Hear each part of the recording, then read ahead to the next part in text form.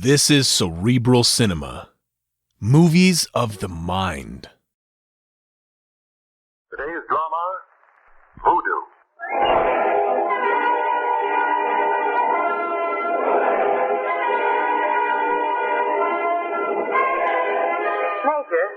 Major Spire, tell me, just what is a hero? Well, Margot, I'm afraid that I've never been able to answer that question to my own satisfaction. But you've seen so many men under fire. Yes, I know. But the men I've seen under fire have been fighting for something they believed in. Now, I don't think you can call that heroism. No? No. To fight for what you know to be true and to your best interest is just good, plain, common horse sense. Do you understand what I mean, Lamont? I do, Major. I've always said that heroes should be judged by the measure of fear they have in their hearts. Not by what they do, but by how afraid they were to do it. Well, that makes them pretty rare individuals, doesn't it, Lamont? It does, Margot. I think I've only known one man who really measured up to those qualities in all my life. Who is that, Lamont? Sebastian. Remember him? Yes, I do. Well, don't you think he was a real hero? Yes, he was. Sebastian? I don't think I've ever heard of him. Was he recommended for the Service Cross? No, Major. Sebastian was a man who crossed our paths one summer on Little Cauldron Island, one of the more remote of the Geechee group, about 80 miles off the Georgia coast. But who was Sebastian? Oh, just a chap who passed unknown and unsung. But for my money, he was a model of the purest form of heroism. Well, I'd like to hear about him. Very well. May I fill your glass, Major? Oh, yes, thanks. Well, Margot and I were vacationing on Little Cauldron that summer. The island was virtually owned by Gerald and Edmund Fergus. A desolate place. In fact, the Fergus brothers and their sister Polly were the only whites living there. The rest of the population consisted of some 2,000 backward and illiterate natives. Backward and illiterate. It's giving the natives a break, Lamont. You see, Major, these natives practiced a peculiar form of voodooism. They worshipped reptiles. Worshipped reptiles? Oh, I know it seems unbelievable to find such primitiveness only a few hours' journey from the Georgia coast. Nevertheless, it's true. I still carry proof of it, here on my watch chain. What is it? A bit of hard wood, carved to resemble a serpent's head. The natives use it to ward off evil. The natives call it a snake stone. All of them wear one tied around the neck. Yes. Well, one day, just about dusk, during our first week on the island, Gerald Fergus, Margot, and I had gone down to the beach to meet the mail launch. Edmund Fergus was in his study on the lower floor of the big house attending to his accounts. Everything was quite orderly, routine, except that up in Miss Polly's room, the rear of the big frame mansion.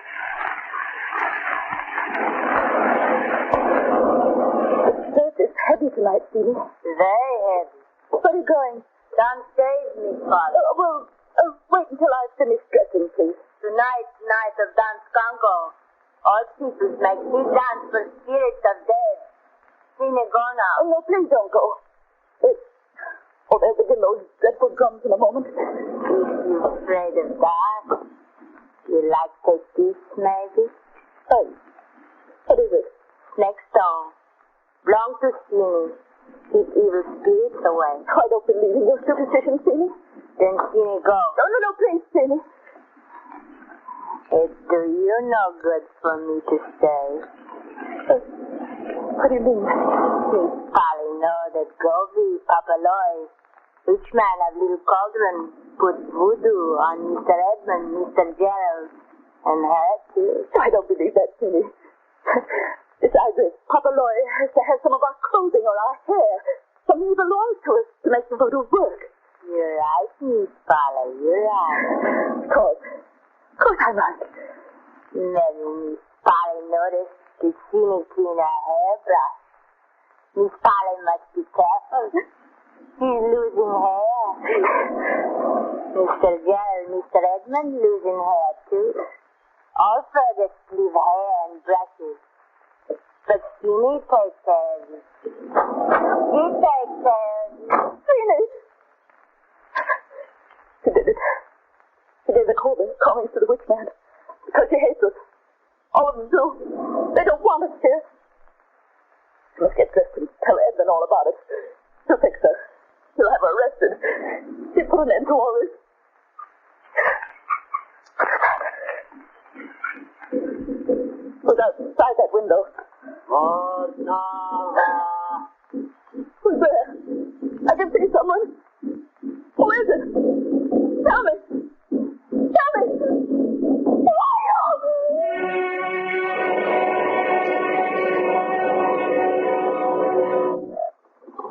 The mail launch is coming in now, Lamont.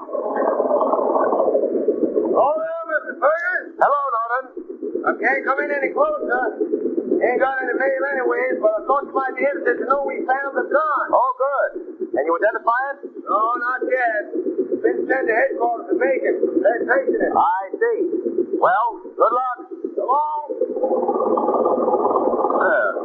What was that all about, Gerald? Why, there was a murder committed on the mainland about a week ago. Oh? The officials believe that the killer is hiding somewhere on one of the islands. Have they any idea who he is? Yes, more or less. They suspect a man named Sebastian. He's a white who's loafed among these islands for years, living with the natives and existing as a shiftless beachcomber. Well, has he turned up around here? Not yet. They'll have a time finding him, even if he does. Why is that? The natives like him. They'll shield him from the authorities if they can. Hey, I imagine dinner's ready. Shall we go in the house? Oh, I was waiting for you to mention food, Gerald. Frankly, I'm starved. Oh, well, then we'll have to do something about that right away. Go in ahead, Margot. Come on. Well, Yeah. Where have you people been? we went down for the mail, Edmund. Yes, how's the food situation, Ed? It's all ready as soon as Polly comes down. How about a drink? Ah, now there's a brother for you. What'll it be, Margot? Nothing for me, thanks. I'll go up and see if I can hurry Polly along. You, Lamont? No, thanks. Well, I'll have something, Edmund. Right on. Let's sit down, shall we? Right. Oh, by the way, Edmund, the men on the launch told me they found the murderer's gun. Really? Did it lead to anything?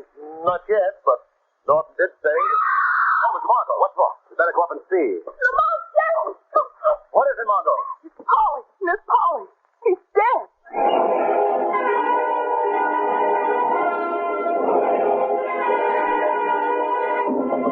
Don't you think we ought to notify the police, Edmund? Wouldn't do any good tonight, Lamont. The mainland is 80 miles away. But, Edmund, something horrible happened to your sister. She died of fright, I know. I've seen such cases before.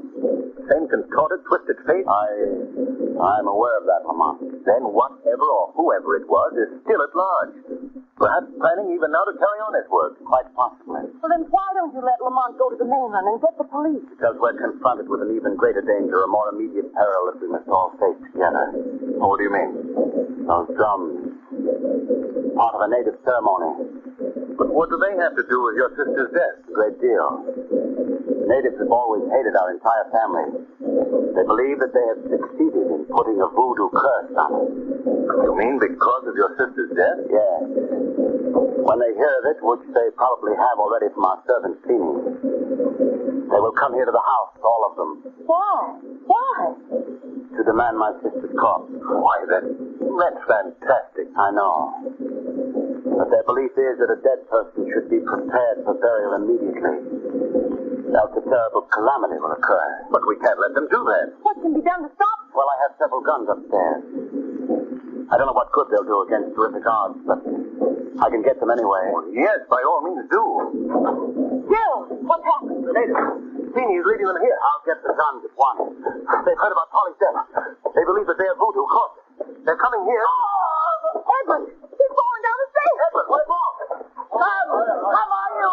Voodoo, curse, fucking. Keep out of here. They're swarming into the room. Doctors are there. Bodies. Two bodies. Puppy, Papaloy, his body. No, no. Touch those bodies. Voodoo, curse, worm. Voodoo, curse, Go. worm. Get out of here.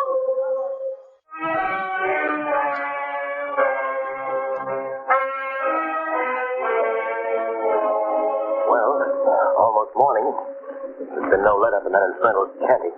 Jill, what will they do with the bodies when daylight comes? Lay them out in a clearing on a bier of twigs and leaves. They'll be kept that way until nightfall. Then they'll lower them into graves. Do you think we should wake Lamont? No, let him sleep. He must be exhausted. Jill, this is voodooism. How does it work? Why, it's supposed to be a psychological thing, Margot. The victim presumably works the curse out on himself by dreading it. This brings on his undoing. How does a person know when he's been selected as a victim? Well, there are many ways, Margot. I have one of them here in my pocket. It consists of 3 tiny dolls. Dolls? Yes. They're presumably the images of Polly, Edmund, and me. I found them in Feeney's room. The replicas of my brother and sister are both stuck with pins. Why is that? It's one of the methods used by the natives to cause death. But the image of you was untouched. Yes, fortunately. Here, I'll show them to you. You see? This is Polly. This is Edmund. This is... Why, my image now has pins in it, too. Yes. Yes, they all have. I don't understand. How did it happen? Joe, you're not going to believe in this thing, too, are you? Margot, there's something I think you should know. Yes, Joe. You said there's something you think I should know. Joe? Oh, poor boy's fallen asleep, too, I guess. Joe? Joe? Margot? Joe? What is it? What did you call her? Lamont, it's Gerald. Something's happened to him. What? Gerald? Come on, old boy. Gerald! Lamont, is he dead? I'm afraid so, Margot. Who are you? What are you doing here? I'm called Sebastian. The killer. The missing killer. Tell me quickly. Who are the ladies holding funeral rites for? Edmund Fergus and his sister Polly. They died earlier this evening. Someone's gone. Why have you come here? You, an escaped murderer? Listen. I don't know what you've heard about me. I didn't kill that man on the mainland. You've been suspected of the crime. Edmund Fergus put the police on my trail. He did this because he himself was the murderer. How can you say that? I saw him do it. He knows that I saw him. That's why he accused me. Edmund is a dangerous man. He's mad, I tell you. Mad. Edmund Fergus is dead, you know that. You know that your accusations can never be challenged. Edmund Fergus is not dead. What are you saying? I came here to warn you to take a boat to the mainland at once. What is he talking about? I can't stay here any longer. It isn't safe. Wait, you're not going. I won't let you go. Take your hands off me. You're wanted by the police, and I shall see that they get you. Don't be a fool. Let me go. Come on. Look, coming over the hill. The natives, hundreds of them. I warned you. This will happen. There seems to be a white man leading them. Edging them on. It's Fergus. Edmund Fergus. He's right, Lamont. It is Edmund. He's around. Yes. Yes, I see him now. Oh, quiet. He's shouting something to them. Follow me. Follow your God who has returned from the grave. I am not. Do you believe what I told you? Follow me. What's right, Lamont? I must go. They can't find me here. You must kill my enemy. That happens to be up, my friend. So I have to go. Good luck. Wait. He's gone, Margot. Stand close to me, darling. They're coming.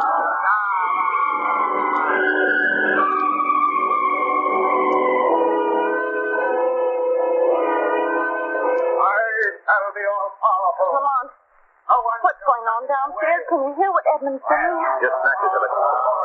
Seems to be bragging about his great powers to the natives. Why were we locked in this room? Why are we prisoners here? I don't know, Margot. Edmund must have some scheme afoot concerning it. The trial of my enemy. Hey, listen, there's someone's unlocking the door. Trial of my enemy is about to begin. Servant Feeney, both of you, come. Master, send for you. Are we to be freed? Sent back to the mainland? Master, decide that. Come. Well, we might as well go down, Margot.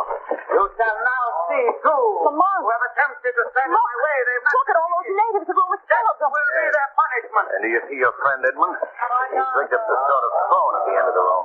You will stand before the throne of justice, both of you, where you shall be given every consideration, every chance to defend yourselves. Defend ourselves? Defend ourselves against what? What have we done? You have broken the laws of the island. He's mad, Lamont. Mad. Yes, but not so mad that he didn't know what he was doing when he murdered his own sister and brother. What do you say? You know that's true, Edmund.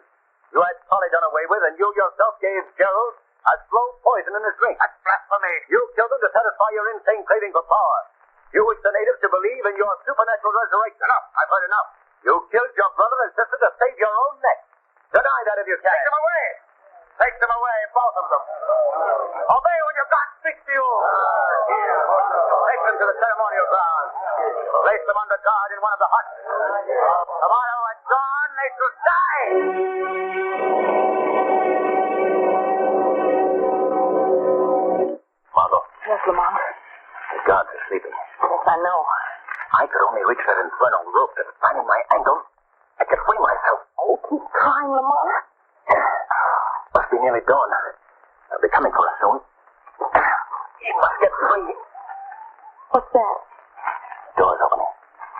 Someone's coming into the hut. Who's there? Quiet. It's Sebastian. I've come to help you. Sebastian? How did you get here without their seeing you? Never mind that. Time is too precious to waste on talk. Have the natives awakened yet? No, but they will soon. I have a knife here. I'll cut your ties. Lie quietly, don't move. What are our chances for escape? Not good. Are there any boats nearby? They're all being watched. There you are. Thanks. Now the young lady, I'll cut her bonds too. No, wait. I've just thought of something. Something that has one chance in 1,000 of working, but we must gamble that it will. What? What is it, Lamont? You must remain tied up, Margot. Lamont, Please trust me, Margot. Sebastian, are you willing to trust me too? To do whatever I say, if it means our getting out of here safely? Certainly. Good. Here. I want you to wear my coat. Yeah, take it. Give me yours.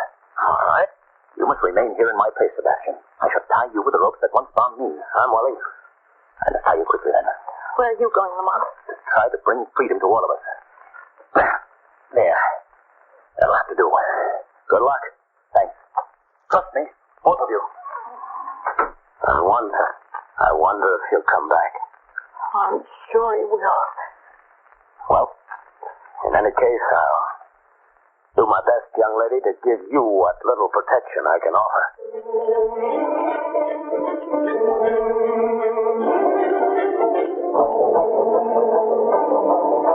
Courage, young lady, courage. Where is Lamont? Why doesn't he come? There's still time. Have faith. Bring them here. Bring them to the stake. That's our orders. Obey me. Let go of me. Come. No, you can't do this. Edmund, listen to me. These savages obey your command. Make them stop in heaven's name before it's too late. Gobi Papaloi. You call master. Gobi Papaloi will prepare the victim for the sacrifice. Gobi Papaloi, obey. Take your hands off me, all of you. Useless to struggle now. You giving up today? No, I'm waiting for the proper time to strike. What are they doing with me? Where are they taking me? We're in a large clearing, surrounded by the natives. In the center of the clearing, Gobi Papaloi, the witchman, waits. In his hand, he holds the sacrificial knife. No, they find the murderous cold blood. It's the ritual. Ritual? How dare a tribe of lowly snake-stone-wearing savages even use that sacred word? Where's Lamont? Why doesn't he come? The man down inside. Very well. I see there's no chance now. You can do with me as you wish. Don't give up hope. Gobi Papaloi will strike. I offer sacrifice to Simon, to answer the stars of Simon. Gobi Papaloi, now take life. No, you don't. White man, attack Papaloi. Stop him, I say. Attack Papaloi. Get that knife away from him. Give me that knife. Now give it back to White Man. Sebastian, what have they done to you? You carry on. Alone. Put the knife.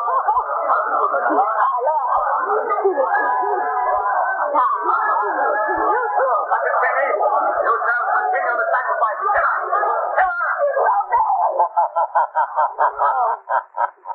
The blood lamb. You cannot strike with life. I am preventing you from striking your helpless victim, Cimony. Oh, you. I know us. You shall find out soon enough. Voodoo. That's voodoo magic. Right, Cimony! Continue the sacrifice.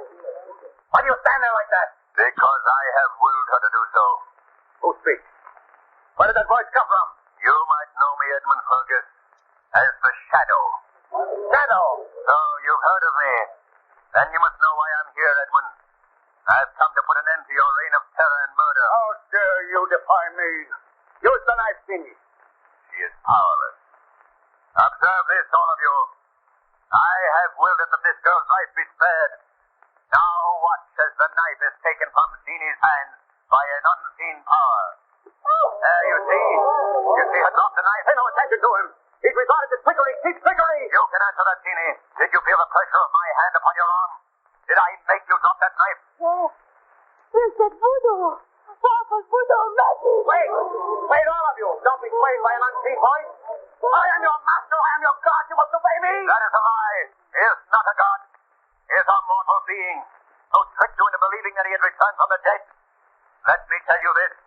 Edmund Fergus never died. He had no resurrection. Don't listen to him. Continue the ceremony. I command you. You command Edmund Fergus, but none obeys. They stand silently. You are rapidly losing your hold on these people. I must obey. You hear? I must. Not all of you. Observe the behavior of your God. See how frightened he acts. He's afraid of you. He's afraid of what you'll do to him. No. If he were a god, why didn't he prevent the death of your witch man, Toby Pomeroy?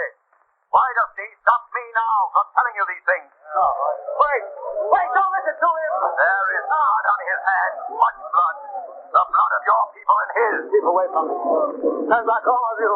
Margot, look quickly to the beach. Yes. Don't come any nearer. Your power is now in Fergus. These people will mark you out. Keep away.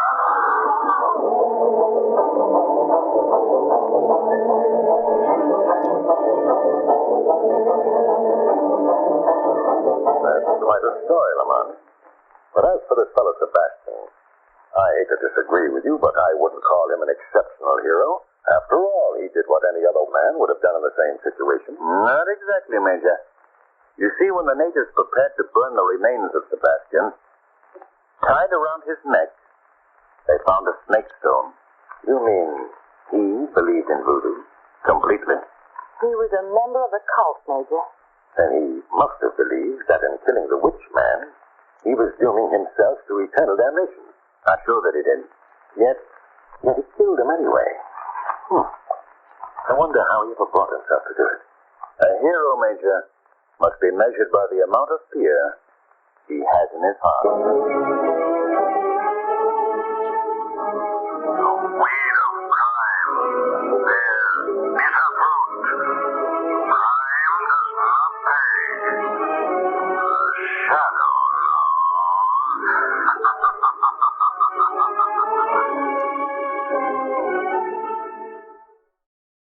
Cerebral Cinema hopes you have enjoyed this movie of the mind.